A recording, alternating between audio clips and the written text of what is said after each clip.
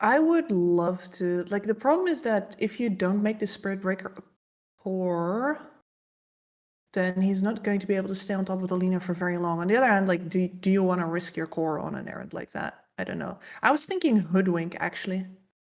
You know, Yeah, Spirit Breaker can charge from anywhere, Hoodwink can follow up from anywhere. true. It's very cut and dry, but it's very possible that 2 supports are already on board. Clockwork. I actually can't believe that. I would have preferred the Nature's Prophet Clockwork opening, right? But Clockwork is so good in the game right now, and the vision that he provides, the initiation that he provides is actually insane. So you're kind of going to have an idea where the enemies are. Plus, it's another great hero to hunt, the Nature's Prophet. So I'm loving this. Plus, nothing to kill the Phoenix Egg currently. No, this is definitely like two aces out of the hand on the board. What you gonna do about that, Myth? The clock is so good at peeling the Spirit Breaker off as well. Like, absolutely phenomenal. Puck, yes. Okay. Yeah. They don't catch the puck though. A puck could be dancing around, and this is Southeast Asia. Everyone in Southeast Asia knows how to play a puck, and a very good one at that. So, and I also liked your idea of a Hoodwink. That's what I would like to see: a core Spirit Breaker and like a Hoodwink techies type of thing for Myth Avenue. But XERXIA thinks they need a carry, and Slark would be really good actually. Yeah, Slark would have been really nice. Get yourself somebody who can even lane the Batrider if necessary, not really bothered by the Phoenix that much either. Great crosser of distances, ignorer of clockworks.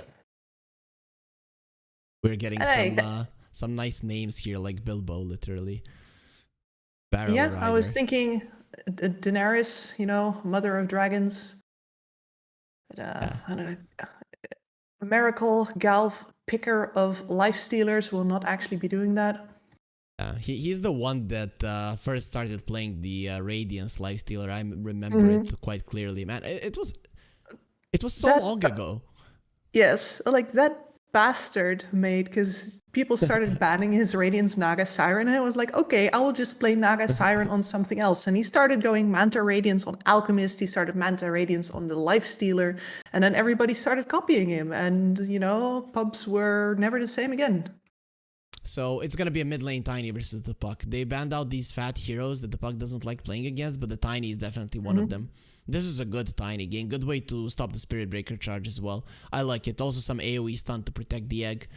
So what's the verdict? Is it Nature's Prophet carry, or you just shove him to the offlane with the Spirit Breaker 4? I mean, the only thing I can see here is if they actually want to pick a carry that commits. Like, maybe they're ready to go for the Ursa now, you know? Like, kill the Phoenix Egg, kill the Lina. It's very unfortunate that you now have 2 targets that you would be needing to focus on. Like, you'd have to hope that the Puck silences the Phoenix or something like that, and you get to eat the Lina in peace, but... Not easy. Not easy for sure. Not easy. I don't know if you send the Nature's Prophet versus the Bat, it's still not great. It's not. And the Spirit Breaker can't really contribute anything to that lane. I mean, he's going to make the mid a bit of a nightmare, but Tiny is tanky. Tiny recovers decently. So 30 seconds left. Yeah. They could be thinking about something way different, like a Terrorblade or something, like, once again, but they just tried that with the Drow, like a stand your own ground thing, right? Instead of going into the Lina. They tried that, they failed. And there are so much disables for that. Spectre would get crushed in the lane. Not good. Absolutely. 2 more seconds. I mean, you have to make a decision, Myth Avenue. They're gonna go for the Morphling. Okay, that makes sense. Can lane well against the Bat. Doesn't care much about the Clockwork, but he cares about the Tiny. That's that's the thing. Do you like it a little bit better for Myth Avenue this time around? Yeah, they have some ways of dealing with at least like the Lina's map pressure, as well as actually crossing the distance towards her. Like, this Puck pick is very interesting to me. But man, XERXIA has so much peel. And they didn't even pick, they didn't even pick a Treant Protector of their own. They just have a lasso, a hook shot, they have an alternate target with the Phoenix, and then they have the Tiny tossing in, tossing out. It's going to be so hard. I don't think I root against Alina here. Again, like it's just so easy to see her and be like, that's it, that's the winner. I would even say that Myth Avenue have two good heroes to deal with Alina, Treant Protector and the Spirit Breaker. Even the Morphling can be really good in a carry-to-carry matchup. But when I have a look at, first of all, the strength of the lanes of XERXIA, Tiny does well against the puck, Lina will do well against the Nature's Prophet. Then you have two range heroes versus two melee heroes in the offlane, so you're gonna be doing at least okay in that regard. And then you have a Vision hero plus a Tiny. I don't know. This just seems very, very powerful on the XERXIA side. Yeah, especially this Nature's Prophet is going to have, well, he needs to really kick off in order to not have an absolute disaster of a game, because he's going to be hunted everywhere. Clockwork's going to be on his case, Tiny's going to be on his case, Bad Rider will be there. That's so good for his NP. So we are going to be getting into the game here. XERXIA are the ones that smoke out of the base, wanting to play some vision. Considering their movements, it doesn't seem like they want to fight, though maybe this top lane could be a good ground for a brawl. But for now, it's just going to be some wards behind the tower. Maybe wanting to take down some couriers, and that's it for now. Phoenix is on the bottom lane. Jaja is playing it. So is it going to be a 5 Phoenix and the 4 Clockwork? Most likely. I'm just enjoying how they brought the Lina to top to cut a bunch of trees down. There's literally nothing else that she was going to do here. Just 2 light strike arrays. Make sure that the Treant does not have as good of a lane on. And that's going to equalize things a bit already. That's a big one, though. In Eastern Europe, teams always defend the Treant area. They come in with like 3, 4, 5 heroes and they defend that one. But you know, when you look at the Spirit Breaker, Nature's Prophet, Morphling, I mean, level 1 is really, really bad. So they're like, you're gonna struggle. That's about it. Just enjoy it. Yeah, I mean, it's better than losing heroes, I suppose. And the Treant can go a little bit on the other side, and you still hit hard, you still trade, trees go back if the Bad Rider doesn't, fly all over them with the Firefly. Yeshka decided to run into the Lina and the Phoenix and take a lot of damage, so now he's gonna be pushed back. Nature's Prophet as well. These Treants are going for the Phoenix. That's a low armor hero, but he did start off with the Ring of Protection, understanding the dangers of the physical damage. That's basically all this lane has to offer, so. That is true. There is some magical damage from Greater Bash, you know. Yeah. Every once in a while. 17%. Mid lane, Tiny versus the Puck. This is this a Tiny favored matchup, or can the Puck hold his own? That wasn't too bright. Quite. I mean, I've seen this one go 50-50, but misstepping often leads to the Puck spamming out. It really depends. Like, what did you favor here again? Because you did have a strong opinion about it, didn't you? Tiny. I like Tiny. I think he has too much damage. Right, so in terms of CS, should be ahead. We'll see if it ends up going that way. Top lane, this is an interesting one for sure. Bat Rider versus Treant Morphling, and he has a Clockwork on his side. How do you reckon? Can Rupido go on the aggressive here? Well, as we can see by his positioning right now, definitely yes. Having a whale of a time for himself. I don't really see any way that they engage into him without severely risking themselves, because of course the Clockwork can always decide to pop some cogs in the middle and create this separation again. And he's been saving so many of these creeps, tanking up against them in order to give the Bat Rider even more EXP. He tries to get there behind the enemy tower as well, but he won't be getting there in time for the experience. So far no No big action around the map. Any preferences in terms of where the fights might be happening? This Batride is going to have level 3 in 1 creep. That's big. It's, that is huge. I bet he'd want to press that advantage. Getting at the Firefly, just not enough stacks, so maybe that means we're getting to see some action on bottom, but Don't burn your fingers.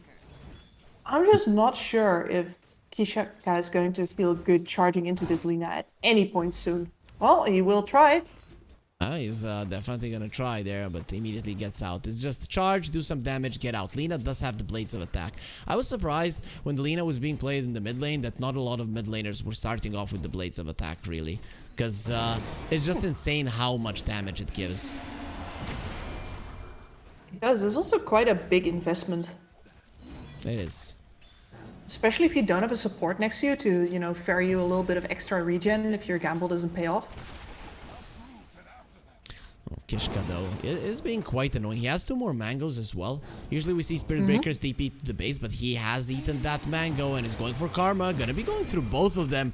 Okay, that's a very strong charge there coming out from the Spirit Breaker, asserting dominance in this lane. The Lina still though is farming without contest. She's gonna die one of these days. At the very least, Kishka. Yeah. Making sure that this Tiny does not get the water rune here. Absolutely excellent. This is the condition for the puck to do well in the lane, right? Get enough runes that the Tiny does not get to keep on spamming out. Dylan is gonna take some big damage there in the That's mid lane. Hefty damage. That does not follow the plan.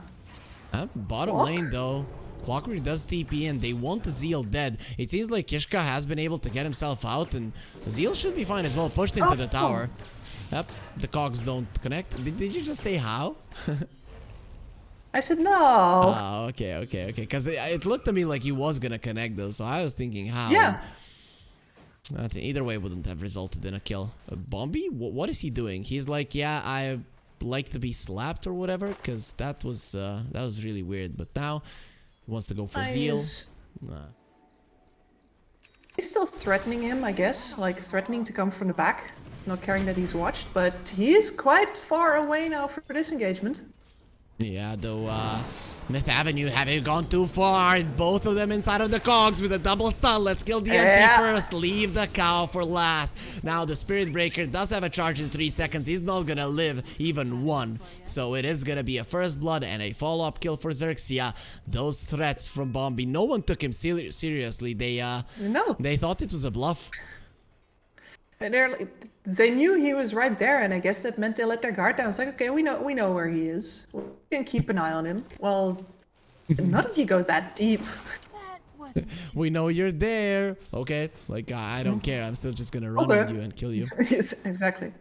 Charge on to top.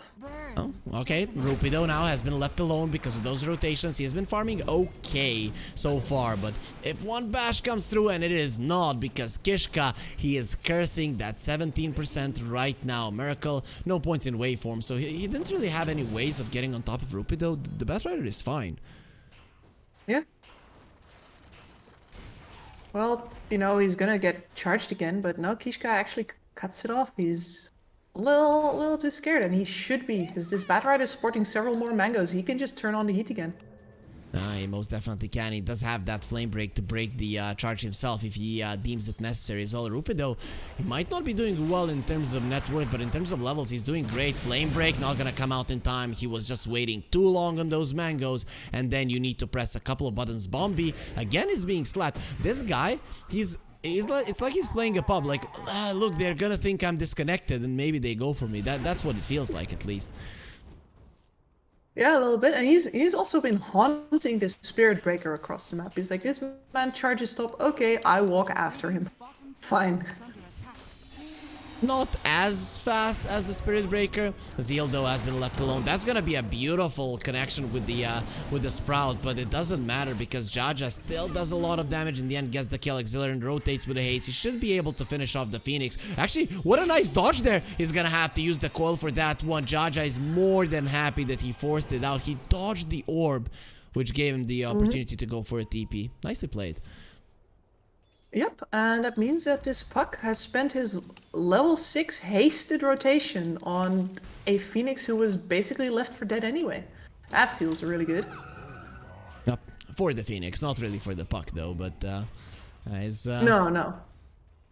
Yes, he's gonna be ruling the skies at least, taking the Phoenix down anyways. So, you know, Kishka, 10 stick charges. He does have a charge, charging out of the cogs. Not gonna be easy. The Puck is coming over. He does get the DD. Will take a lot of damage for it, but Kishka is gonna be the main target. Charges the Clockwork Raid. The high ground miss. Kishka, is he alive because of this? No, he's not. He's gonna get sniped by the level 1 Dragon Slave. That's not something you want to die to. No, it is not. And once again, Bombi following him around slowly, steadily. It's like that, you know, that snail, that meme of the snail where, you know, you get $1 billion, but there will be an immortal snail following you. That's kind of what this is. Like, yes, you're a Spirit Breaker. You can charge this Lina. But if the Clockwork catches up with you, you die. Kishka? He decided to die even without the Clockwork. He says, I'm gonna go into this tower and get destroyed. JG came over there. He didn't even want to use anything. He doesn't even get an assist. Yeah. This is a Well, tiny... top then? Oh, top lane. Rupido. Okay, not a place you want to be. And he was trying to TP out of that one. In the end, doesn't manage to do it. It was another call used this time around on a bit of a stronger target. Bonus? No. Not for this Nature's Prophet.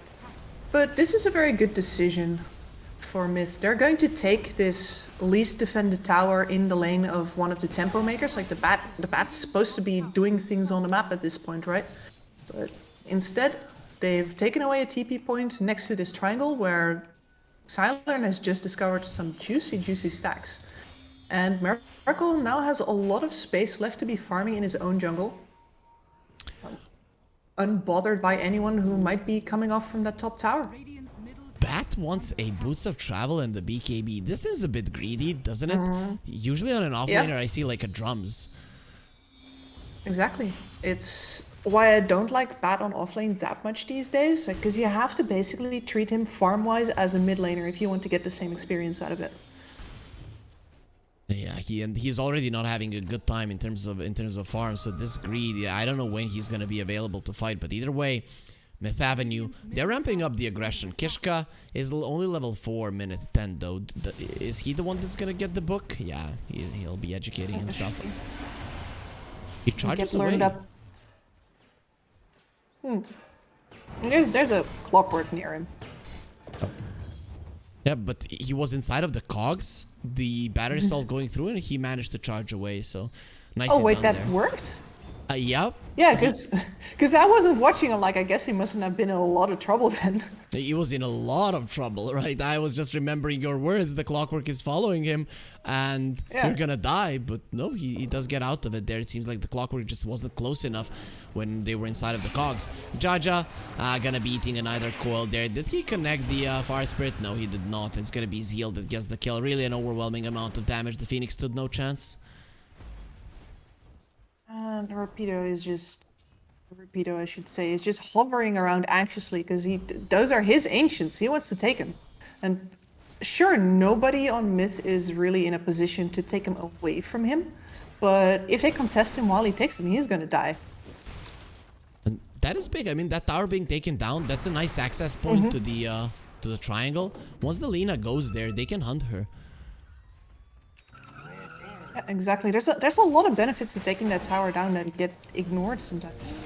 Oh, and here we are again, the snail. That's not gonna work this time around. Zeal comes over to help a little bit though. Here comes JG. Zeal now he regrets his choices. I don't want to be here. Why did I TP in the middle of the enemies? The Clockwork might actually die. He's gonna tick out there to the damage of the urn from the Nature's Prophet. Miracle joins the fight. Wasn't expecting him to come over. Doesn't get a kill though. But no, that's an urn Puck. So I guess Xylern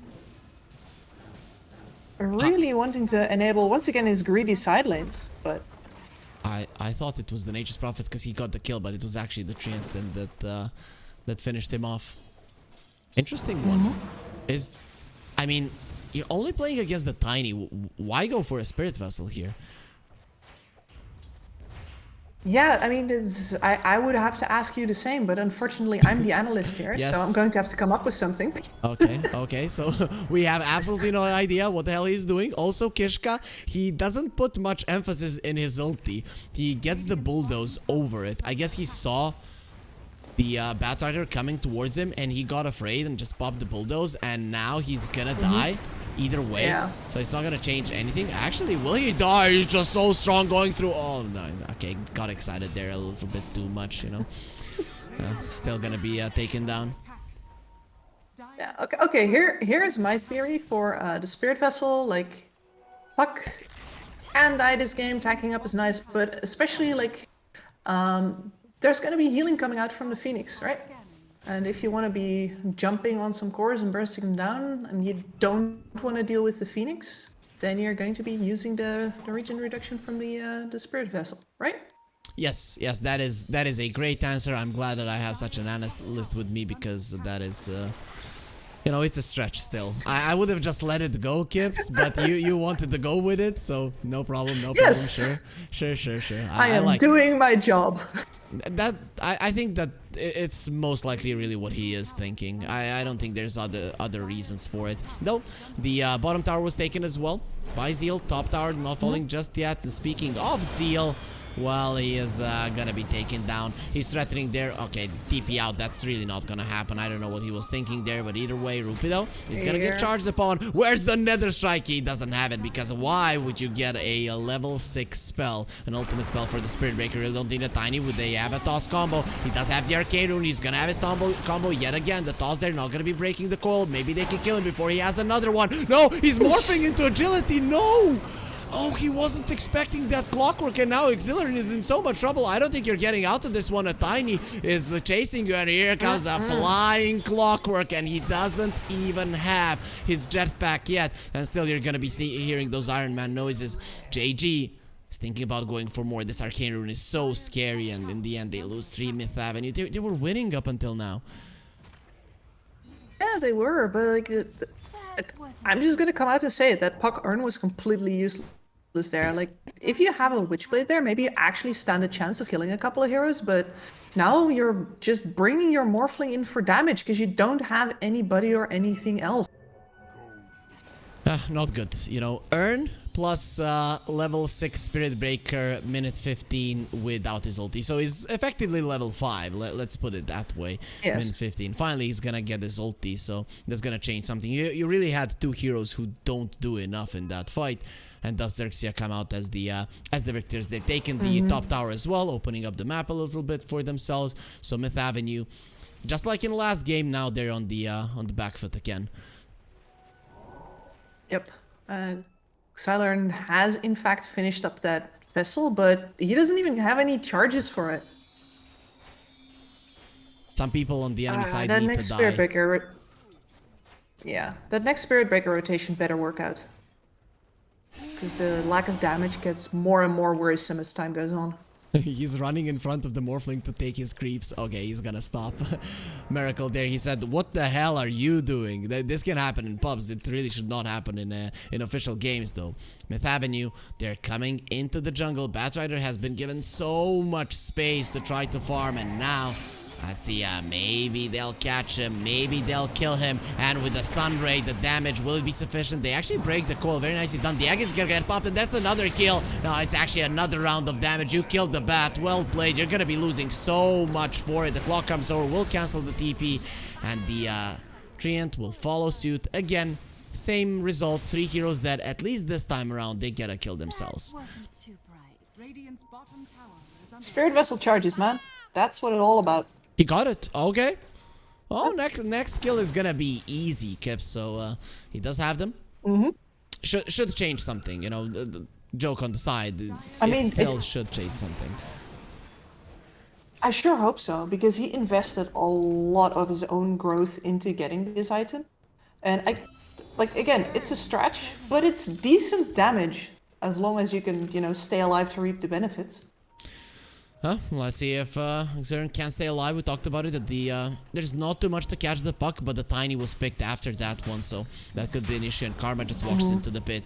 He has a double. He has a BKB, so you don't really fight this guy. Nope, you don't. And I'm just almost mad that Rupido is getting away with the boots to travel first on an off lane. Yeah, don't mind that cow.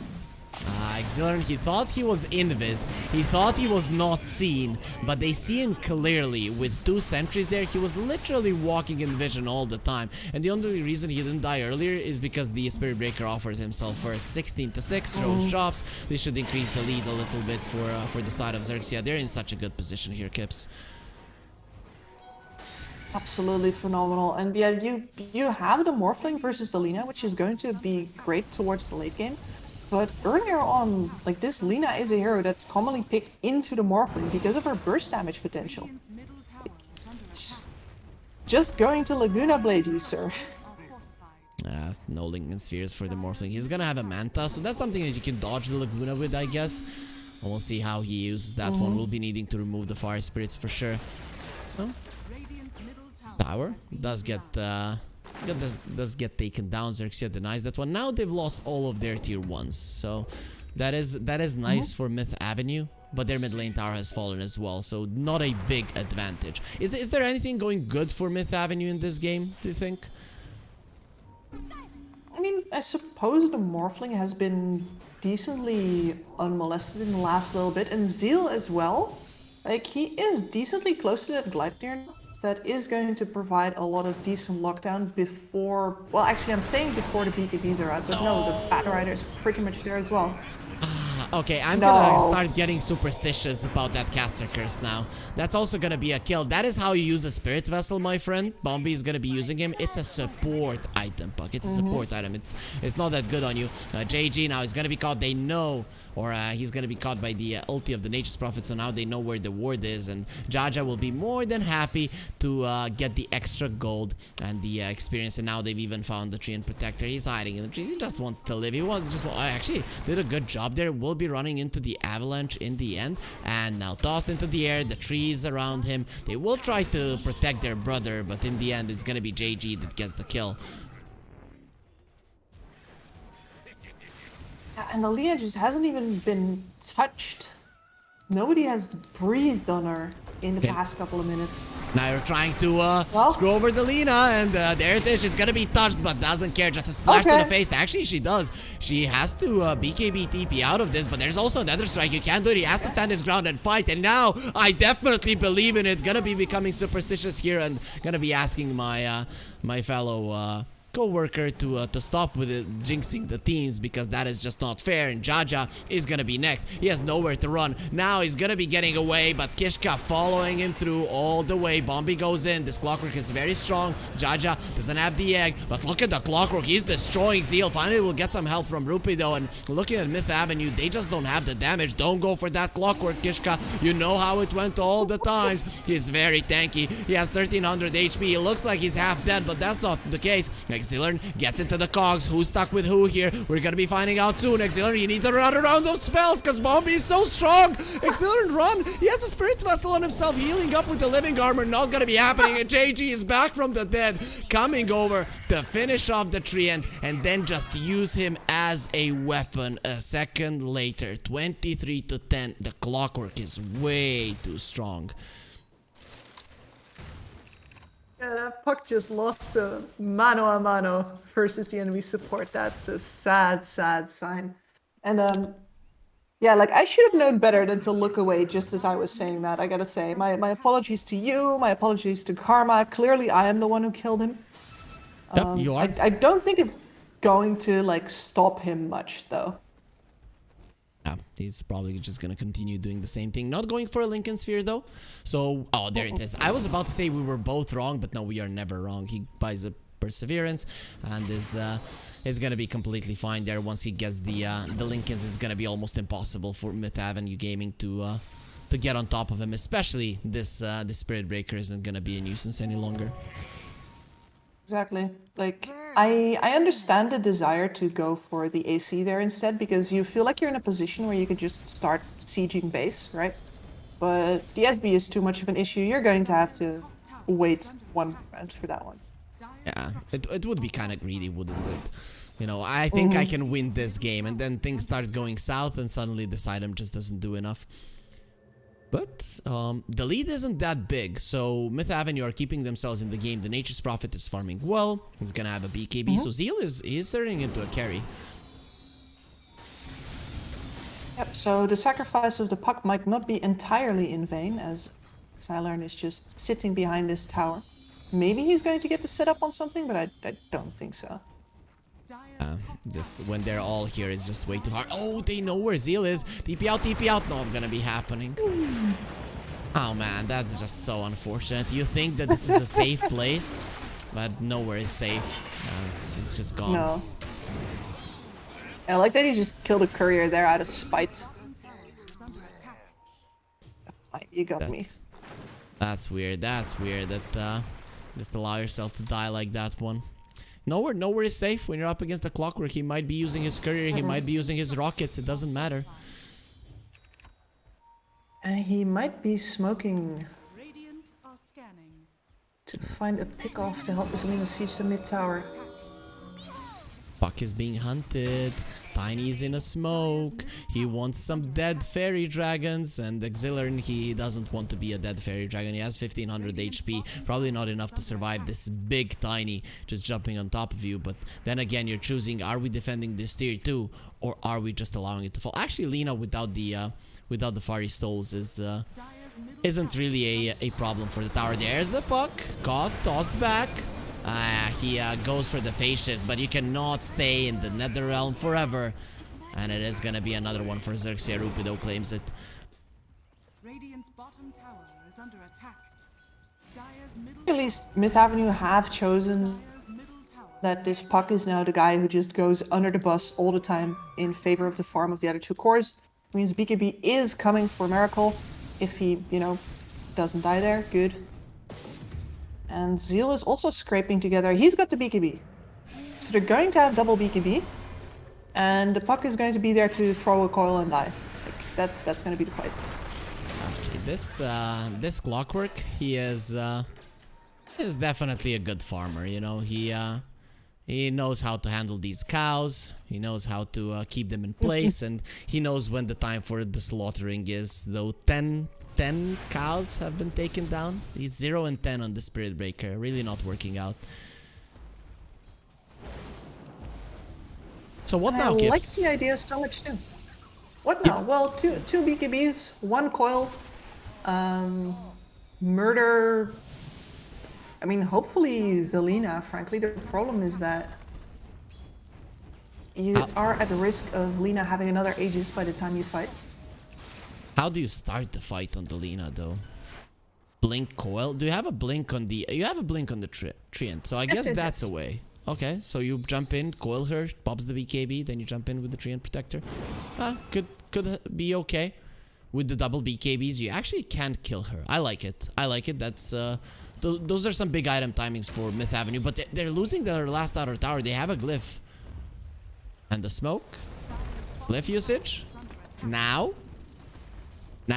There it is. Okay. Yeah. Double BKB. One coil. Karma. One overgrowth.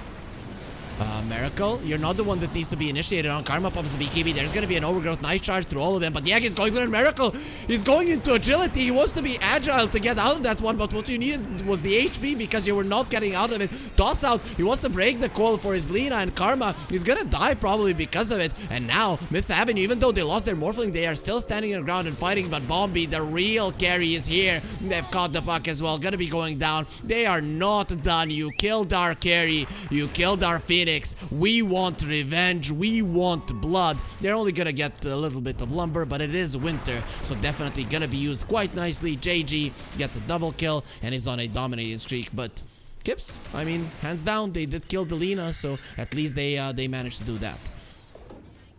At least they managed to do that, but yeah, between the agi shift of the Morphling there and the fact that the puck just couldn't get a coil out there, that was not good enough. Not nearly good enough.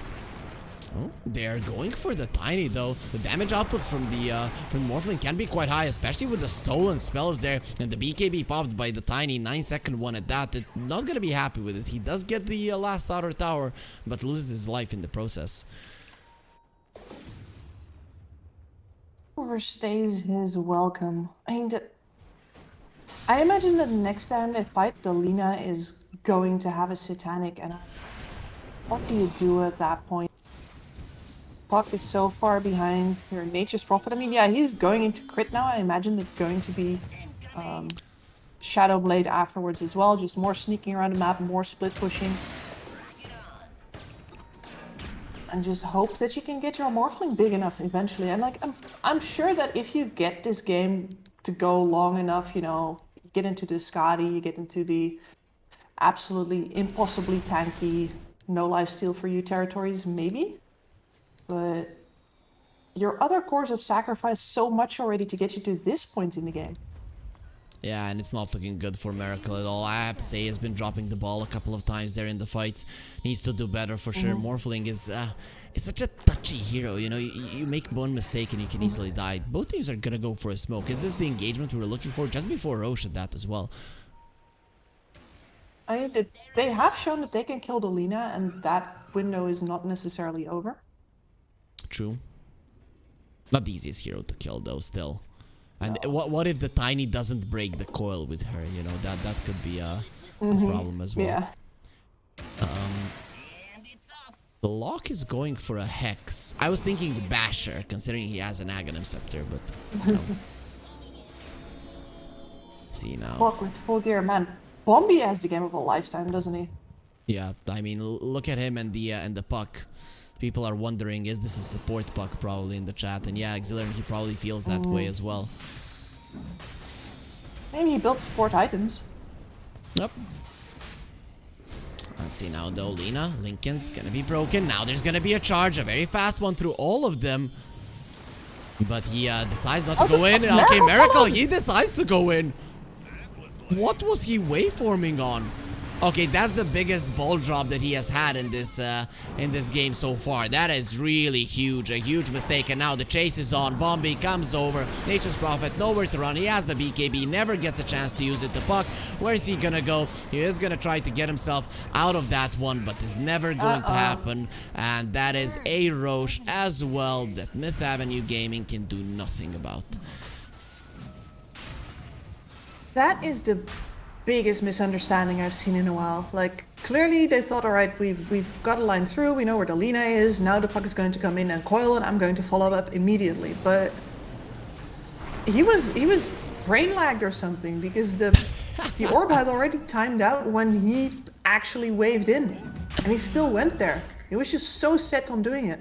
Oh, I thought I was gonna be the one calling out the players, but yeah, that's that pretty much what it seemed like there for a second, because or they weren't communicating at all. Kishka maybe said nothing, right? He charged through. I also thought Kishka was gonna go in, so I was looking at, are they gonna go in? What's gonna happen? He goes through. Okay, now it's done. And then a second later, Miracle goes in. It feels like he clicked a second ago and he just let go of his keyboard. Yeah, I mean, I guess he also feels a lot of pressure because this game is completely on him now. And as I said before, his team's already done a lot to get him into this position at all. And, you know, as Galv's ex-coach, I can tell you that that's one of the reasons that he went to offlane for a while. He doesn't like being in this position. Ooh. He likes the Naga Siren because the game is not on him. So, can crumble under pressure. We'll see if... Absolutely.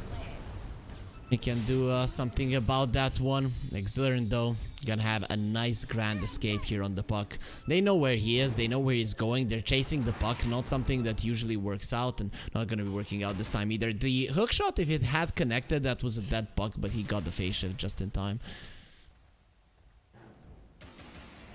He only killed one creep wave, so the next one is just under tower now. Okay, it seems like Myth Avenue Gaming, they have they have a disrespect for the enemy damage. I can't put it any other way, because this is what's happening. Now they're gonna get the Morphling caught as well. That's 3 heroes dead. They didn't commit anything. This doesn't even feel like a game currently. It just feels like a complete stomp, even though it was looking at some points in the game like it could go the other way. But Myth Avenue, they call GG. And I think this is a good time to do so. If you're not having a good day, don't just get yourself in a bad mood because of something like this. No, you very much need to be careful. Like, especially if you still want to evaluate this, if you still want to see like, hey, what went wrong? You can't just take, you know, a couple more minutes of getting your face mashed in before you're like, hey, so why did that happen? Everybody sits around with their bruises and he's like, well, I really feel like talking now and having a cup of tea. Thanks, guys. Yeah, I really want someone to tell me now you made the mistake there, something along those lines. It's definitely not ideal for them. Really, just I mean, we favored XERXIA's draft both of the times. I don't think it's only because of the Lina. I think they just played really good Dota as well. Plus, this Tiny pick was amazing. I mean, JG, the way that Myth Avenue Gaming were playing, maybe they were just being afraid of just constantly being caught by the Tiny on their side of the map. So under pressure, as you mentioned, you can't crumble. Absolutely. And like it just feels like really greedy to have a Nature's Prophet and a Puck. And you know, the Puck is trying to adapt into supporting out his other 2 cores, and instead it means that the only playmaker on your side has nothing to add to the game really, and you need to wait all the way until that one timing, get the double BKB, and they get to pull it off once, just once. Yeah, it's not great. So Kips, that's it for today. I mean, we had 3 great series. I had a lot of fun. For those of you guys that that maybe weren't following us earlier, Polaris, they had 2 series. They beat Reaper quite easily. They beat UT Wezo 1. One game was tough, one was easy, and now we saw XERXIA just stick it to Myth Avenue Gaming, who are now gonna be 0-4, or 0-2 if you count the series, 0-4 if you count the maps. Tomorrow, there is gonna be a break when it comes to BTS Pro Series Southeast Asia, so nothing is going to be happening on February the 1st, but on the 2nd, we're coming back with Neon versus Myth Avenue, eHome versus XERXIA, and then we're going to go into Spawn versus Polaris. So, Kips, thank you again. Thank you for keeping me company. We're going to have a very fun time here at the BTS Pro Series Season 14 in Southeast Asia, and with that being said, that's it for today, guys. I wish you all a very nice day, good night, or wherever you are in the world. Have a nice one, and bye-bye.